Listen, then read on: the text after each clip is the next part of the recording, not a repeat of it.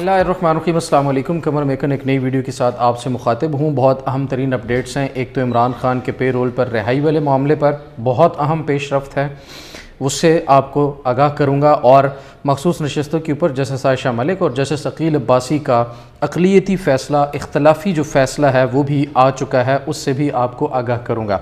लेकिन उससे पहले एक चीज़ आपको ज़रूर बताता चलूँ। इस वक्त ट्विटर के ऊपर तमाम हैंडल्स के ऊपर ये ख़बर चल रही है कि इमरान खान की रिहाई के लिए पे रोल पर रिहाई के लिए जो दरख्वास्त दायर की गई थी अली अमीन गंडापुर की तरफ से इस्लामाबाद हाई कोर्ट में, वो समाअत के लिए फ़िक्स हो गई है, मुकर्रर हो गई है कल के लिए। इस खबर में कोई सदाकत नहीं है। इस वक्त जब हम बात कर रहे हैं 6:40 है शाम के, अभी तक किसी किस्म की कोई दरख्वास्त ऐसी जो है वो समाअत के लिए मुकर्रर नहीं हुई है।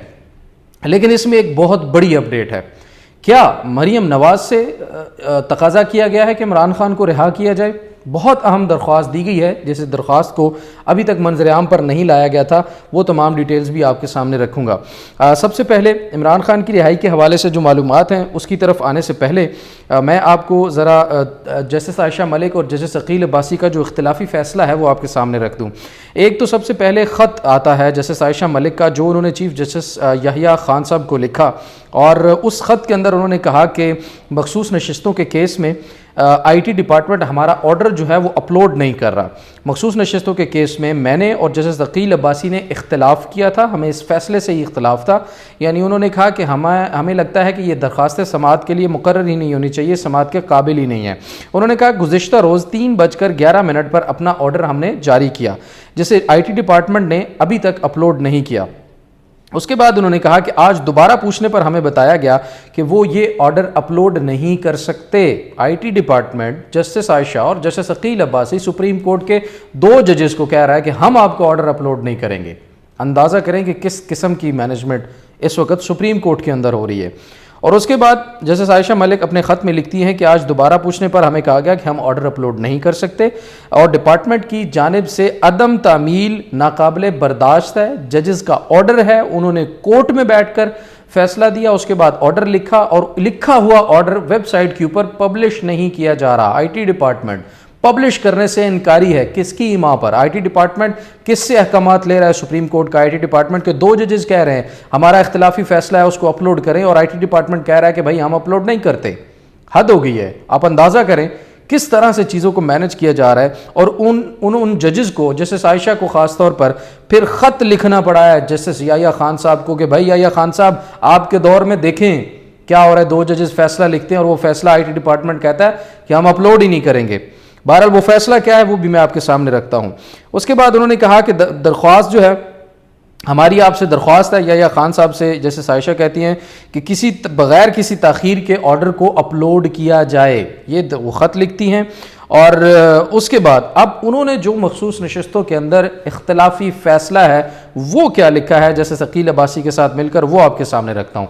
बहुत ही धमाका खेज़ मखसूस नशिस्तों का केस उन्होंने बर्बाद करके रख दिया है हुकूमत का। इन 2 जजेस ने मिसाल कायम की है कि डट जाना किसे कहते हैं, असूल पर खड़े होना, आइन पर खड़े होना, कानून के मुताबिक फैसला देना। चाहे आपके सारे खिलाफ बैठे हो, 13 जज बैठे थे, किसी की हिम्मत नहीं हुई वो इन नुकात के ऊपर बात करें। 2 जजेस वहाँ पर खड़े हुए, उन्होंने अपना फैसला इख्तिलाफी फ़ैसला जो है वो जारी कर दिया है। अब अंदाज़ा करें इस फैसले के अंदर जो चीज़ें लिखी गई हैं उसके बावजूद जैसे समीरुद्दीन खान की सरबराही में मखसूस नशिस्तों के ऊपर अपीलें जो है वो सुनी जाएंगी।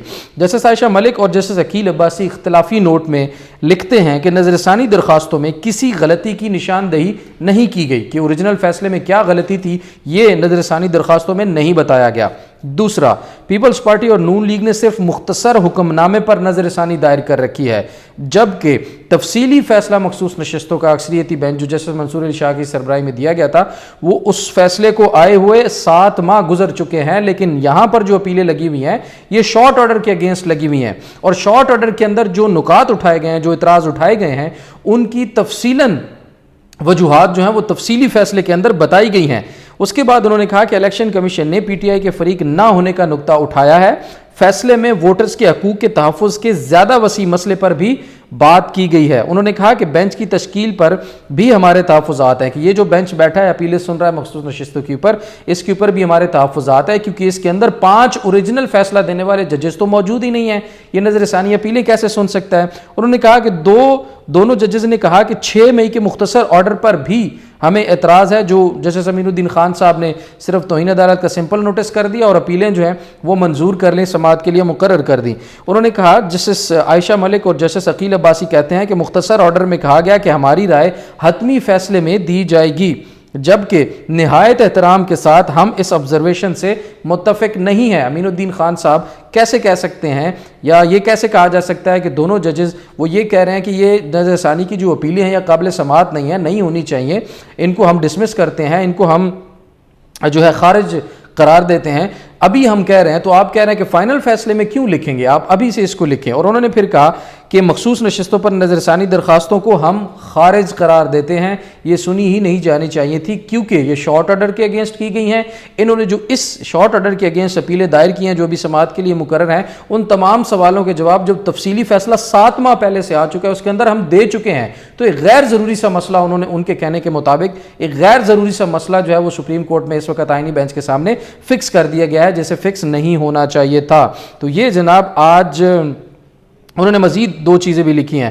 انہوں نے کہا کہ بینچ کی تشکیل میں بھی ہمارے تحفظات ہیں، مصنف جج سمیت یعنی جسٹس منصور علی شاہ سمیت اصل بینچ کے 5 ممبران کو اس بینچ کے اندر شامل ہی نہیں کیا گیا۔ پھر کہا کہ 26ویں آئینی ترمیم کے بعد جوڈیشل کمیشن میں حکومت اور سیاسی جماعتوں کی اکثریت ہے، آپ اندازہ کریں، اور جوڈیشل کمیشن پھر آئینی بینچز بنا رہا ہے اور آئینی بینچ میں پھر حکومتی اکثریت جو ہے وہ اپنی مرضی سے بینچز بنا کے اپنی مرضی کی اپیلیں فکس کر رہے ہیں۔ تو بنیادی سے سوالات ہیں، اس کو کوئی بھی عقل رکھنے والا عام شخص جس کو قانون کی کوئی بڑی سمجھ نہ ہو وہ بھی یہ سمجھ سکتا ہے کہ اس وقت سپریم کورٹ کے اندر کیا ہو رہا ہے، لیکن پھر بھی یہ سب کچھ ہوتا جا رہا ہے۔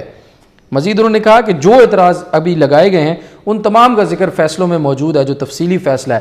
تفصیلی فیصلے کو چیلنج نہیں کیا، شارٹ آرڈر جو آیا تھا جسٹس منصور علی شاہ کی سربراہی میں مخصوص نشستوں پر اس کو چیلنج کر دیا گیا تھا، اور تفصیلی فیصلے کے جواب، تفصیلی فیصلے کے اندر تمام تر سوالوں کے جواب تھے وہ پڑھے بغیر اب سماعت جو ہے وہ شارٹ آرڈر کے خلاف ہو رہی ہے۔ مطلب ہم کس طرف جا رہے ہیں یار، کوئی ایک سمجھ آنے والی بات ہوتی ہے نا، کامن سینس کی بات ہوتی ہے نا، اس کو بھی میرے خیال میں اتنے بڑے بڑے ججز بیٹھے ہوئے ہیں ان کو یہ چیزیں سمجھنی چاہیے۔ بڑا بہرحال افسوسناک ہے یہ جناب ان کا آج مخصوص نشستوں پر جسٹس عائشہ ملک اور جسٹس عقیل عباسی صاحب کا اختلافی نوٹ آیا جو میں نے آپ کے سامنے رکھا ہے، اور اس اختلافی نوٹ کو، اس فیصلے کو اپلوڈ کرنے کے لیے آئی ٹی ڈپارٹمنٹ نے بھی جو ہے انکار کر دیا تھا۔ اب جناب آ جاتے ہیں پے رول والے معاملے پر۔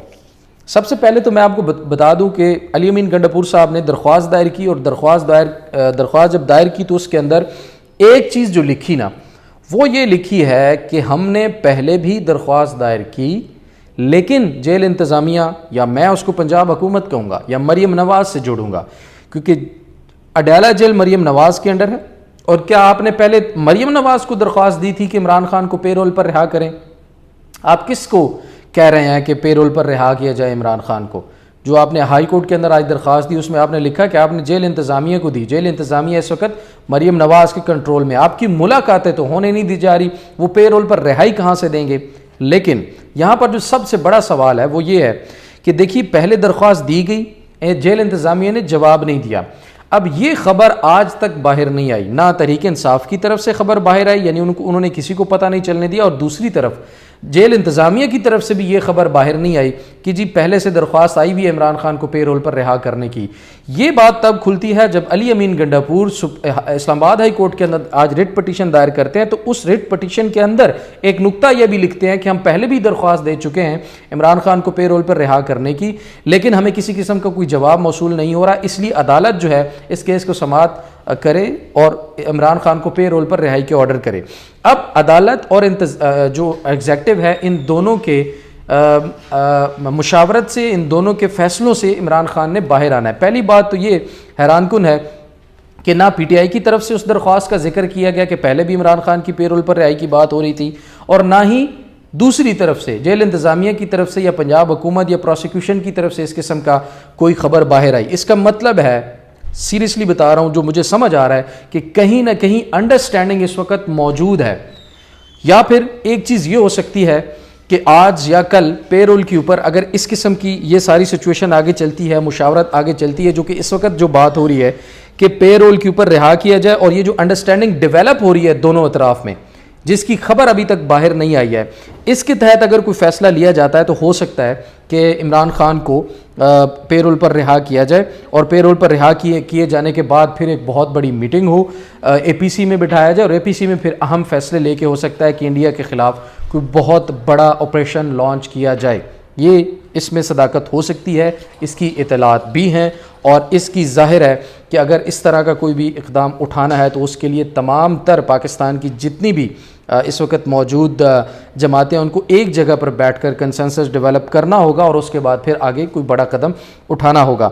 لیکن یہ جو اور دوسری صورت ایک اور بھی ہو سکتی ہے کہ عمران خان کی رہائی جب بھی مطلوب ہو, گراؤنڈ پہلے سے سیٹ کیا ہوا ہو اور درخواستیں دائر ہوئی بھی ہوں, تمام تر جو لوازمات ہیں رہائی کے وہ پورے ہوئے ہیں, اور عین وقت پر اگر جس وقت بھی نکالنا پڑے تو پھر عمران خان کو باہر نکالا جائے. لیکن میں نے صبح کی ویڈیو میں کچھ سوالات رکھے تھے, وہ بھی آپ ضرور سنیے گا. کچھ چیدہ چیزیں میں نے ذکر کی تھی کہ کیا عمران خان سے مشاورت ہوئی, اور پھر جب پے رول پر رہائی ہوگی تو رہائی ایسے نہیں ہوگی کہ عمران خان رہا ہو جائیں گے اور پھر باہر آ کر جو مرضی کریں گے, ایسا نہیں ہوگا. ایگزیکٹو کی طرف سے پھر شرائط رکھی جائیں گی, ان شرائط کو فالو کرنا پڑے گا. کیا ان پر مشاورت عمران خان سے کی گئی ہے, اور کیا ان پر مشاورت اگر کی گئی ہے تو وہ تمام شرائط عمران خان ماننے کے لیے تیار ہیں یا نہیں ہیں, یہ عام ترین سوالات ہیں. اور پھر آپ مریم نواز کی پنجاب حکومت سے ریکویسٹ کر رہے ہیں کہ عمران خان کو پے رول پر رہا کیا جائے, اور ان ادھر سے کوئی جواب نہیں آتا, اور وہ اس طرف سے بھی خبر باہر نہیں آتی اور تحریک انصاف سے بھی خبر باہر نہیں آتی. یہ کچھ ایسے سوالیہ نشان ہیں,